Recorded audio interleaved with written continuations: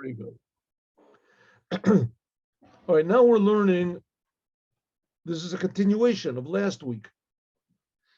Dvar Malchut. These are speeches, a series of speeches that the Lubavitcher Rebbe gave in 1992.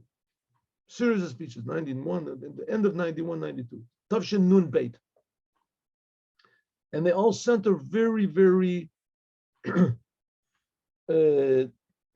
explicitly on Moshiach.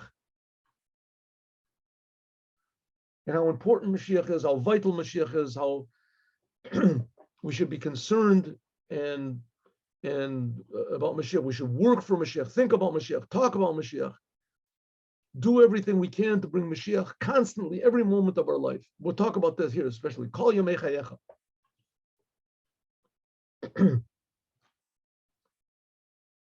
Okay, this is from the Parshat Shemot. That's this coming Shabbat.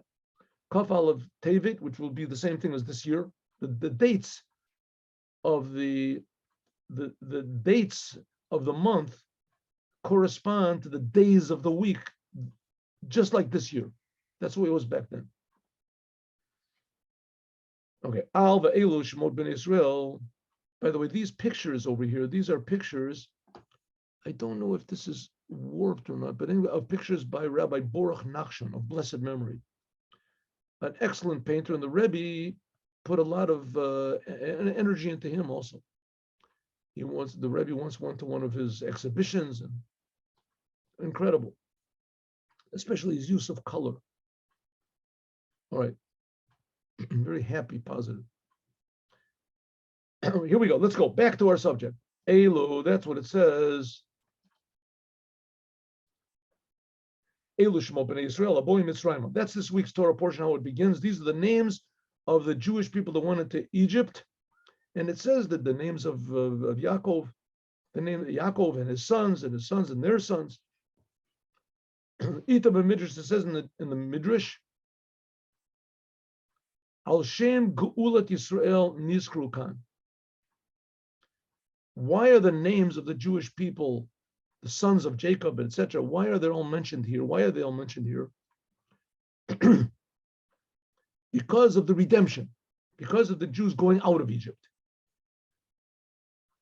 Now, when did the Jews get out of Egypt? They went out of Egypt 210 years after they went in.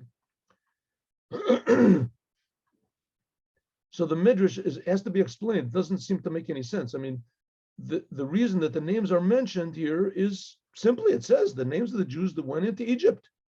The Midrash says, no. These are the Jews that left Egypt. Okay, anybody knows that none of these people lived until the Jews left Egypt. Yaakov and his sons were not alive when they left Egypt. So what does it say? These are the names of the Jewish people that entered Egypt. Says the Midrash, this is talking about the Jews that left Egypt. Obahem Sheikh Masbir and explains the Midrash, Eich Kol Shem, how it is that all the names of the Jewish people, the 12 tribes, are connected to the redemption, the going out of Egypt. Dorish Bir, we have to explain this. Haboy Mitzrayim, those Jews that went into Egypt, Medubar is talking about simply Odot, you read it Bnei Israel, the descent of the Jewish people, Yaakov and his sons, into the exile of Egypt, like it's talked about in the continuation of this Torah portion. Rak Lachri Zman, only after a time, Zman Rav, a lot of time, Hayata Geula, there was the redemption going out of Egypt, Kamasuper, not that it's talked about, not in our Torah portion, and not even in the Torah portion that's after it, but it's talked about only in the third portion, Va'era. Va'era, not in Va'era, and the portion after Parshat Bo. That's the third portion, third reading. In Parshat Bo, God tells the Jewish people, get ready, get a lamb or a goat and tie it to your bedpost. And on the night of Passover, you'll kill this thing beforehand and you'll eat it in your house.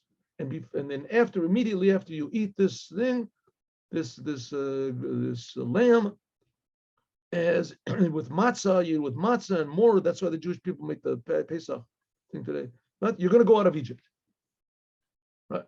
When does this? They took the lamb and they ate it. This is 210 years after Yaakov went into Egypt. So the going out of Egypt is talked about 3 Torah portions after this, and it's 210 years later. Ketzad Omer, how can the Midrash say that the reason that it enumerates the names of all of the sons of Jacob that went into Egypt, that's really talking about the Jews that left Egypt? Geulat Yisrael. Zeu b'diuk. So either we can say that the Midrash is making a big mistake somehow or other, which is impossible to say. I mean, anything is possible to say. You can say anything you want to. Or we can say there must be some sort of a deeper meaning here. Right? The first sentence in this week's Torah portion said, these are the names of the Jews that went into Egypt. And it talked about, enumerated Yaakov and his sons, Jacob and his sons. Midrash says, no, this is talking about the Jews that left Egypt, which is obviously not so. The Jews left Egypt 210 years later, and it wasn't these same Jews. How can it say? Ketzad Omer, how can it say that this is the the Jews that left Egypt here? Shazeu b'diuk. This is exactly the opposite of what it says over here. This week's Torah portion is talking about the Jews that went in to Egypt. You want to talk about Jews going out? That's in another 2 weeks. We'll learn about that. Parshat Bo, it's called. The Midrash Acher, there's another Midrash that it says Geula Mitzrayim, that the redemption from Egypt was bishvil, and because Shalosh Shinu et Shimon, they didn't change their names. Reuven, Shimon, Nachte says that Reuven and Shimon, the Jews came in, they were called by the names. For instance, Reuven and Shimon, they went down. Reuven and Shimon, sulking, Reuven and Shimon, they went up. According to this, Yeshlom, we can say, Israel, and these are the names of the Jewish people that came into Egypt. Mudgashet is stressed. Gama Zechut, also the merit, Shebegalalo, that for it, Nigalo, the Jewish people went out of Egypt. Shaloshino et Shimon, they didn't change their names. As in Cain, this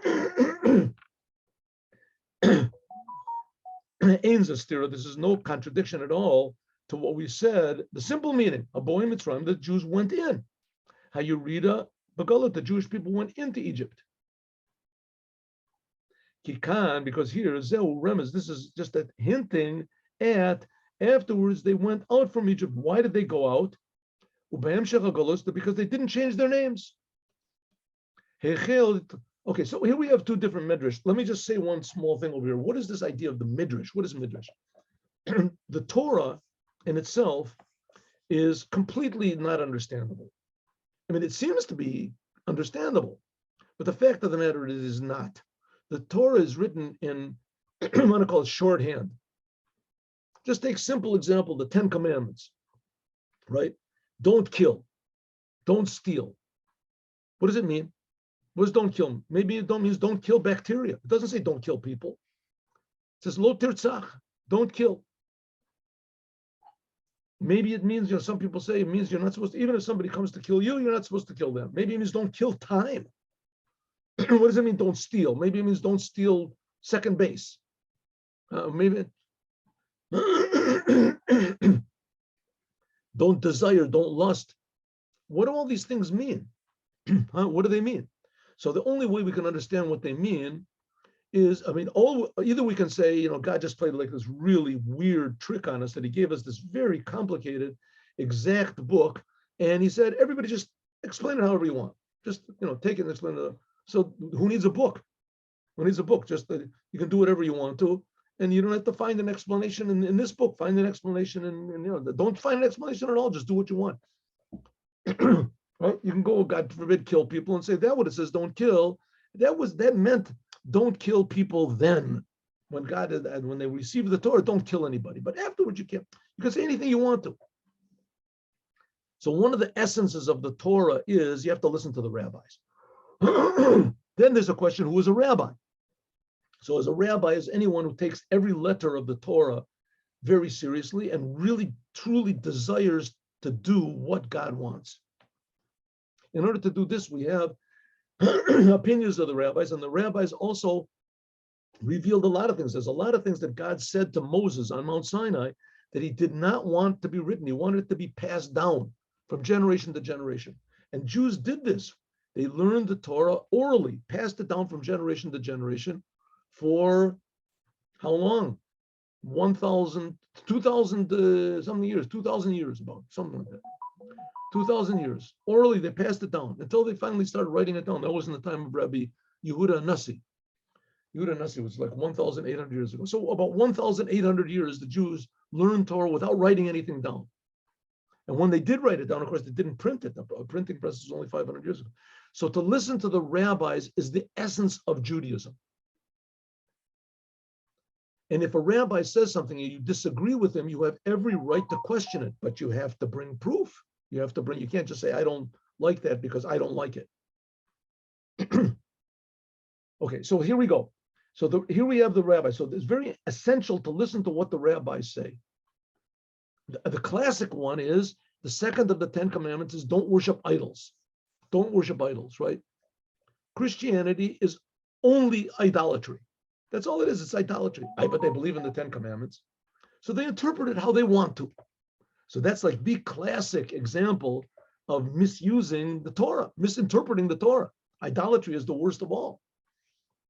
But they say they use the Torah in order to explain that idolatry is okay. This is not really idolatry. Everything.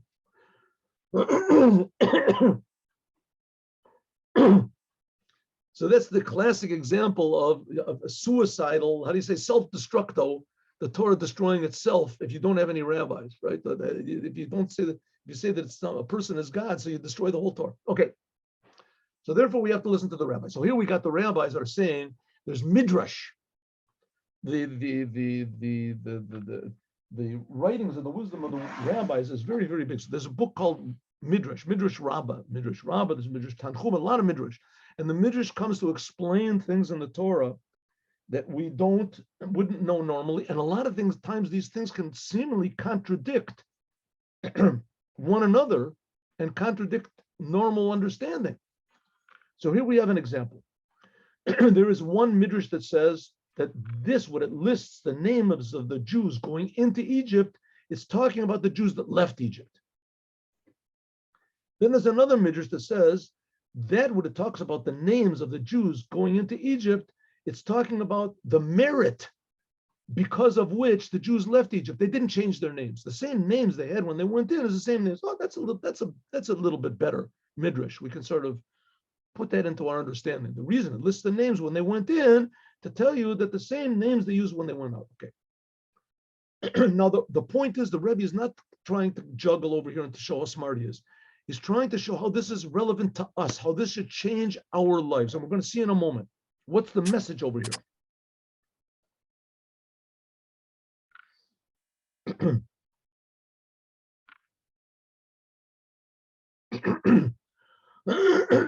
Excuse me, I want to find one.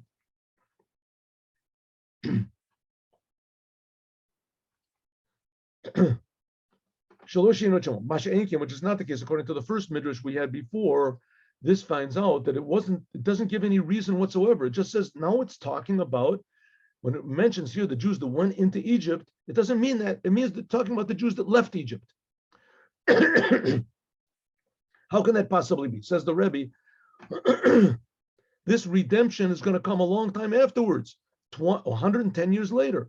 Even more, the names themselves that are mentioned here are talking about the redemption of the Jewish people. Kolomar, Shmot, these are the names of the Jewish people that came into Egypt. This is talking about the going out of Egypt. This is exactly the opposite of the simple meaning of what it says over here. Also, we have to understand the Fi Parish, because the Midrash says that this is talking about the Jews going into Egypt. That's this title of our Torah portion this week, is talking about the Jews going out of Egypt. Hariyafilu, even if you want to say how it could possibly be that the Jews going into Egypt has some sort of an attachment to how they went out of Egypt, we have to have an explanation. Why is it stressed in this sentence? Harikan, this is talking about how the Jews went into Egypt. The Aterim is doing even more. The Jews going into Egypt, Al Shem Geulat Yisrael, and the redemption of the Jews is talking about the Geula Atid. It's talking about the future redemption. What's the future redemption? That the Moshiach is going to come and gather the Jews together, take them all out of their ignorance. Like it says, B'midrash, how more, like we said before, B'bira Sheichut, the connection of Yosef to the Geula. Yosef, it says that the Jews went into Egypt and with these names. Why does it talk about the names? Because these are the names that indicate going out of Egypt. How? Yosef is because Atira Kodesh Baruch Hu Lahosif, he's going to again continue redeeming the Jewish people Malchut Risha, from the kingship of the evil non-Jews, Kashem, just like he took them out of Egypt. The Ketiv, like it says, Bayomahu Yosef Hashem Shenit Yado. It says on that day God will continue to raise his hand to gather the Jews. Okay, so let's just I just wanted this, a couple of new people came in, so I just want to put a little parenthetical statement over here. In Judaism, we have this strange thing which is called the Jews were in Egypt and they were redeemed with big miracles, which seems to be totally unnecessary. No other religion in the world has this bizarre story.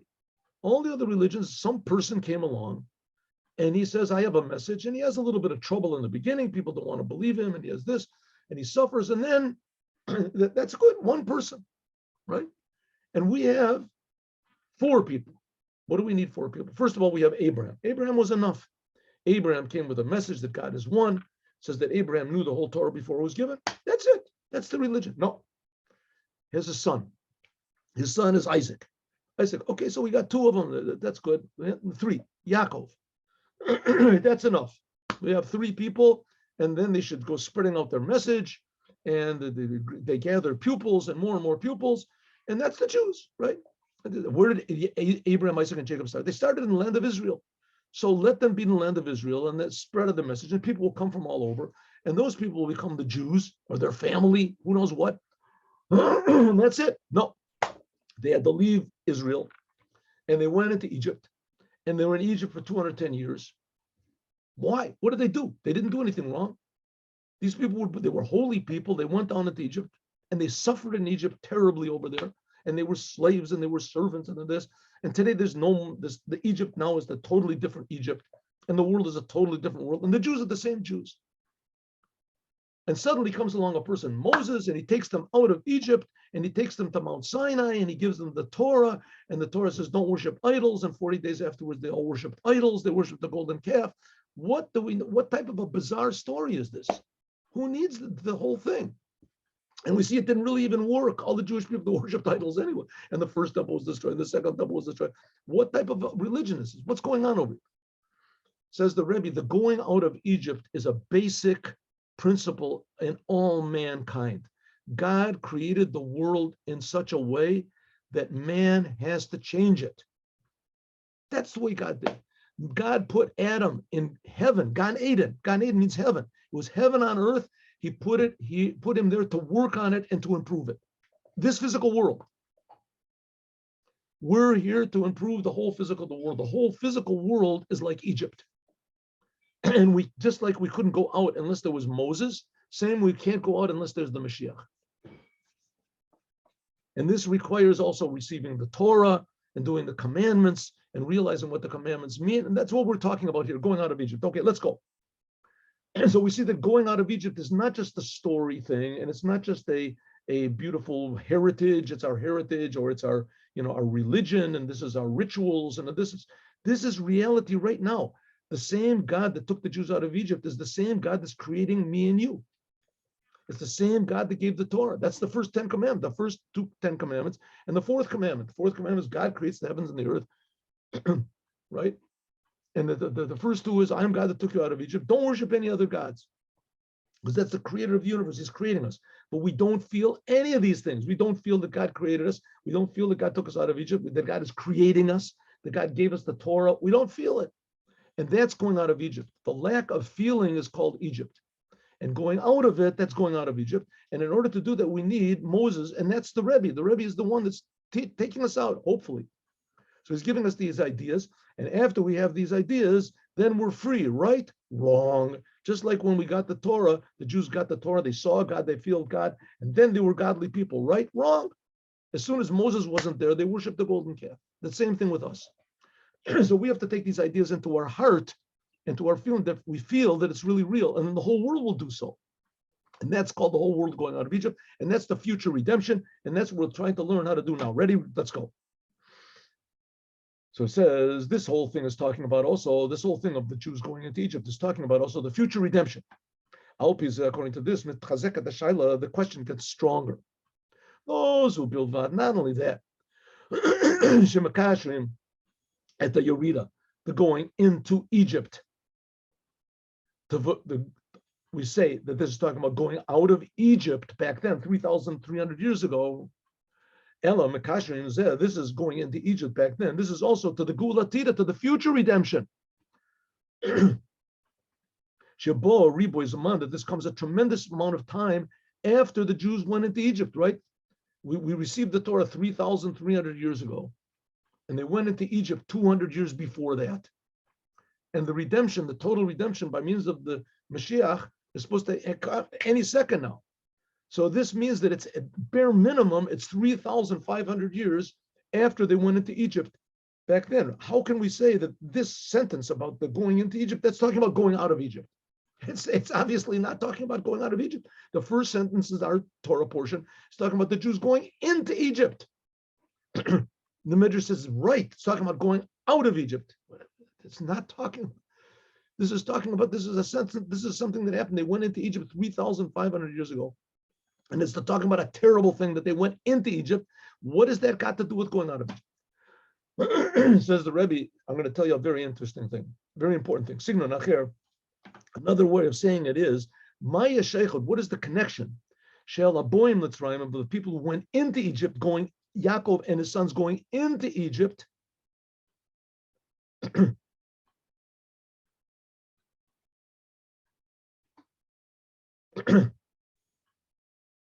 they went in, it says 17 years they sat in peace and quiet in Egypt.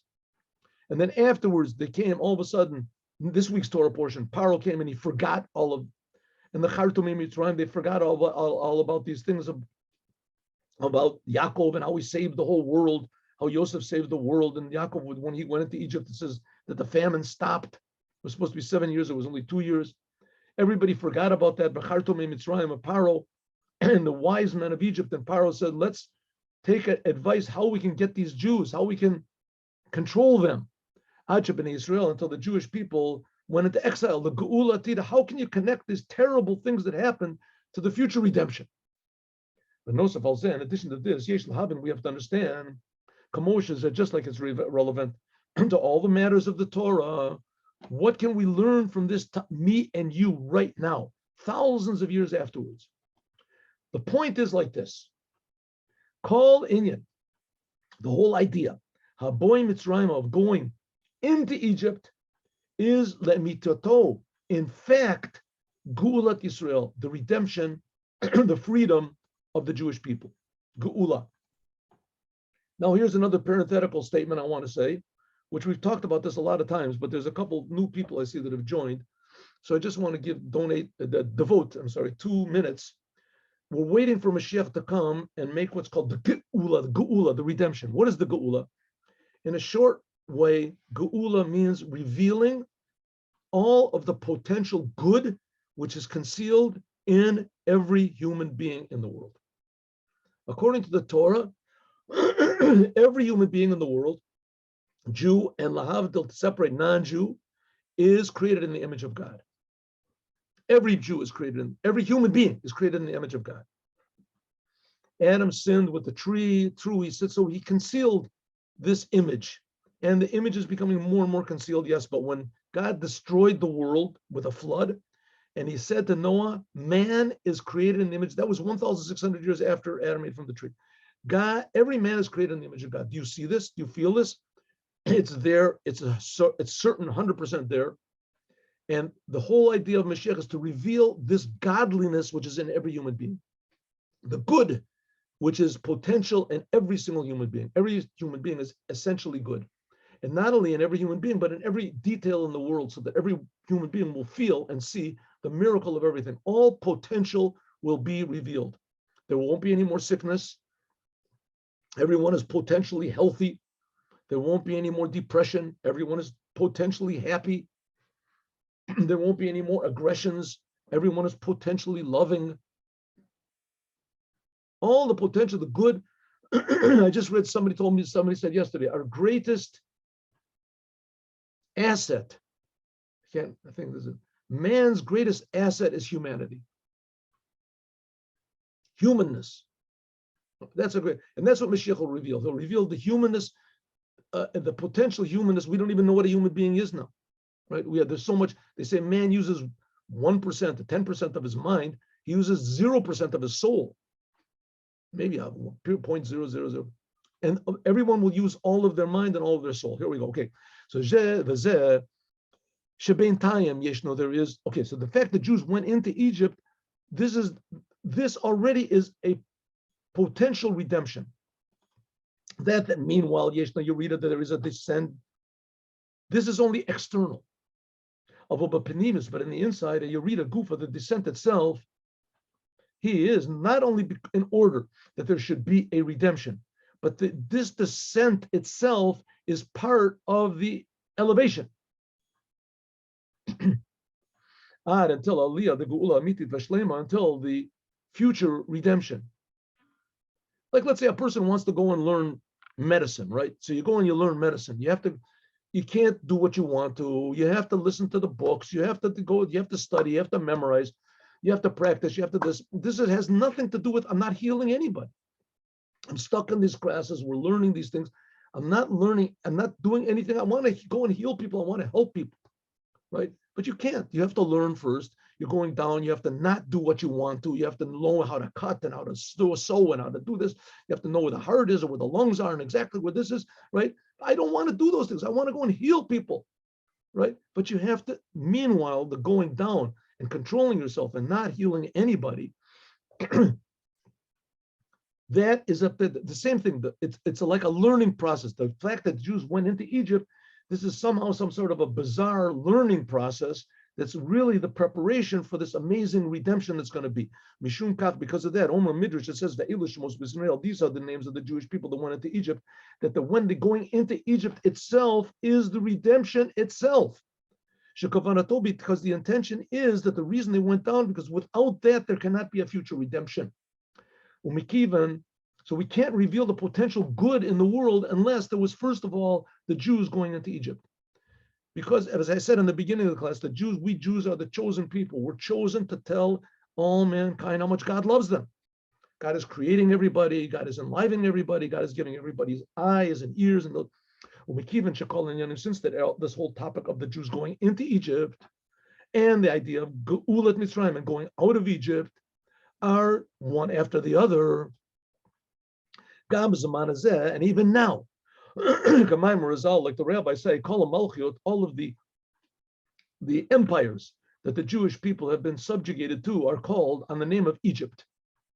The word in Hebrew for Egypt also is the same word for Meitzar, for limit, narrowness. We mention going out of Egypt every day. And in every single generation. And every day, Chayav Adam, a person has to see himself as though he is going today, right now, out of Egypt. What does this mean? Not necessarily the physical, political boundaries of this country. That you can do. You can get on a plane and you can come out. As somebody just told me yesterday that they've opened up the borders. You can go into Egypt. I don't know if that's true or not. An Israeli can go into Egypt without having a visa. So here we got, it's easy. You don't have to learn Chassidus. You just get on a plane, you go, you pay, I don't know, $500. You go and you get, then you just come back. You left one thing out of Egypt. That's not what it's talking about. Going out of Egypt is our own limitations, self-made limitations, godly made limitations. Nevertheless, limitations, and we have the power and the obligation and the ability to go out. That's what it means, that every day you have to see yourself going out of your own limitations. Lomdim means that we learn this. Shagam b'galutenu, even now in our exile, we have to have thinking about Geulat Yisrael, the redemption. Hagula v'mitit v'shlema, complete redemption now. So what's the Rebbe trying to do? He's trying to change our goal of every human being in the world. Don't look at the world the way it is. The way the world is only temporary. This is only external. The true essence of the world is that this physical world, we're not talking about going to heaven. I mean, just if you notice that in the whole 5 books of Moses, heaven and hell is not mentioned at all. Not mentioned at all. We believe in heaven, there is hell. Definitely is, no doubt about it. But it's totally not important. It's not our business. Heaven and hell is God's business. That's God's business. You do as much good as you can.